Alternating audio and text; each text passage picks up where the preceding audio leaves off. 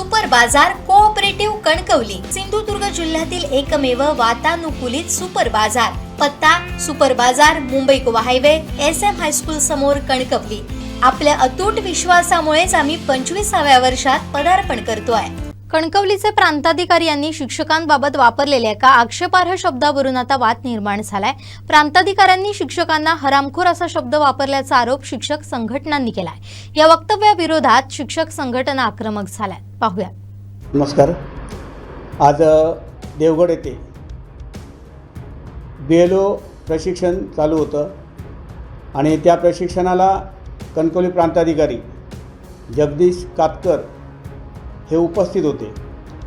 आजच्या ट्रेनिंगला ग्रामसेवक, तलाठी असतील, पोलीस पाटील असतील, शिक्षक असतील, असे सगळ्या संवर्गातले कर्मचारी त्या ठिकाणी उपस्थित होते। शिक्षक सकाळी 5-6 वाजता उठून शाळांवर गेले होते, कारण BLO आणि शिक्षक ही दोन्ही कामं ते आज करतायत। खरं म्हणजे शिक्षकांना BLO काम करायचंच नाही आहे, ते अशैक्षणिक काम याच्यामध्ये मोडतं। तरीसुद्धा राष्ट्रीय काम ह्या विचाराने शिक्षक काम करत आहेत। शाळा करून परस्पर ते ट्रेनिंगला गेले। पोटामध्ये सुद्धा काय त्याने घातलं नाही ट्रेनिंगला पोचण्यासाठी। 2:30पर्यंत ट्रेनिंग चाललं।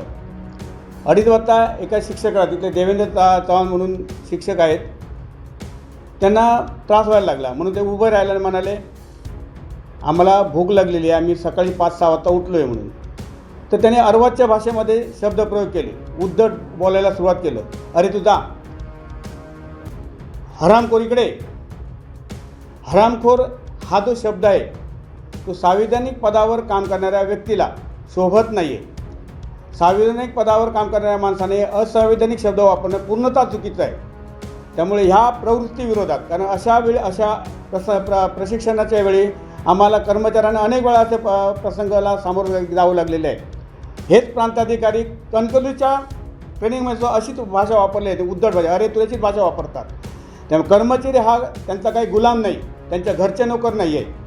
त्यामुळे या प्रवृत्तीविरोधात राज्य सरकारी, निम सरकारी शिक्षकेतर कर्मचारी संघटना समितीच्या झेंड्याखाली देवगड तहसील कार्यालयासमोर सोमवारी आम्ही निषेध आंदोलन करणार आहोत आणि त्या ठिकाणी BLOचं काम जिल्हाभरात तुर्तास थांबवणार आहोत।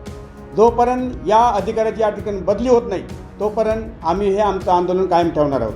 आणि सोमवारी सगळ्या संवर्गातल्या संघटना बहुसंख्येने उपस्थित राहून आम्ही त्या ठिकाणी आंदोलन करणार आहोत। याची कल्पना आज आम्ही माननीय जिल्हाधिकारी महोदया यांच्याशी भेट घेऊन त्यांना दिलेली आहे, त्यांना निवेदन दिले आहे।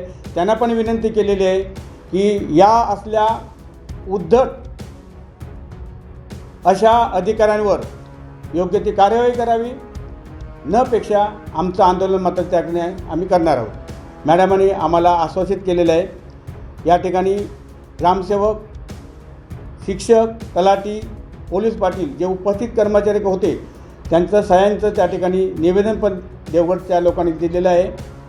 अलीकडच्या काळामध्ये वेगळी प्रशिक्षण असू नये, निवडणुकीचं काम असू नये, बरेच अधिकारी, काही म्हणजे अपवादात्मक अधिकारी जे आहेत त्यांच्या तोंडची भाषा अशीच असते। त्यामुळे अशा प्रवृत्त्याविरोधात हे आंदोलन आहे। तर आम्ही कर्मचारी आहोत, आम्हाला पण सन्मान आहे। आमच्यात सन्मानाला ठेच पोचवण्याचा कोणी प्रयत्न केला तर आम्ही लोकशाही मार्गाने त्याला चोख उत्तर देऊ। धन्यवाद।